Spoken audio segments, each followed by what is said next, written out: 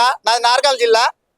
నేను ఒకటే అడుగుతున్నా సార్, బీఆర్ఎస్ ప్రభుత్వంలో గురుకుల బోర్డు ఎగ్జామ్ పెట్టినప్పుడు వాళ్ళు ప్రతి సబ్జెక్టుకు ఎగ్జామ్ ఫీజు 1000 రూపాయలు వసూలు చేసినప్పుడు వీళ్ళు ఆగ్నూర్ మురళి గాని, కోదండ రామ్ సార్ గాని, బల్మూరు వెంకట్ గాని వీళ్ళందరూ ఏం చేసిండ్రు, మాకు ఇదే లైబ్రరీకి వచ్చి మద్దతు తెలిపి 1000 రూపాయలు చేసుకుంటే విద్యార్థులు నష్టపోతున్నారు అని చెప్పి మన అధికారంలోకి రాగానే పిల్లలకి ఇంత ఫీజు ఉండదు, చాలా న్యాయం చేస్తామని అన్నారు.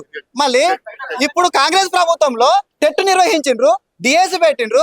మళ్ళీ టెట్కు ఫీజు బీఆర్ఎస్ ప్రభుత్వంలో 200 తీసుకుంటే ఒక పేపర్ కి మీరు 1000 రూపాయలు వసూలు చేసిండ్రు. అదే డిఎస్ కి 200 బీఆర్ఎస్ ప్రభుత్వంలో తీసుకుంటే మీరు 1000 రూపాయలు వసూలు చేసిండ్రు. మళ్ళీ మీరు మా మీద ఎందుకు ఈ కపట ప్రేమ చూపుతున్నారు? నిరుద్యోగులు అంటే మీకు ఎందుకు ఇంత వివక్షత అని నేను అడుగుతూ ఉన్నా. బల్మూరు ఎట్టుపోయిండు, బల్మూరు వెంకట్ ఎట్టుపోయిండు, ఆయనకు మా వల్ల ఆయనకు ఒక ఉద్యోగం వచ్చింది. అదే రియాజ్ కు మా వల్ల ఒక ఉద్యోగం వచ్చింది. అది వాస్తవం కాదా? బీఆర్ఎస్ ప్రభుత్వంలో మాకు జరుగుతున్న అన్యాయానికి మీరు మా వెనక ఉండి మాకు మద్దతు తెలిపి బజార్ల పోటీ తీసుకొచ్చిండ్రు, అన్ని రకాల చేసిండ్రు.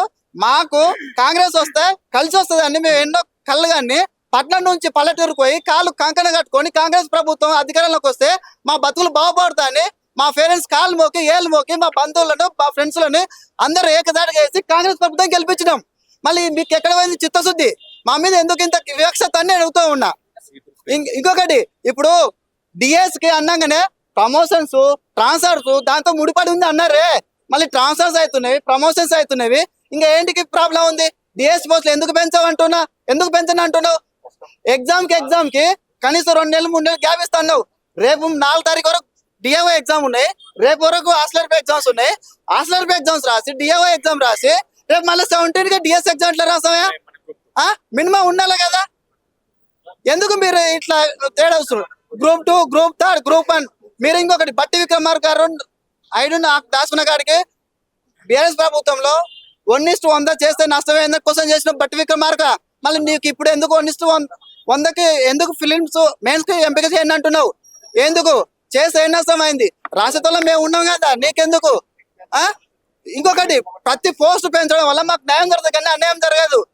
ఇప్పుడు డిఎస్ నువ్వు పెంచిన అంటున్నావు, ఇది మెగా డిఎస్ కాదు, దగా డిఎస్సి.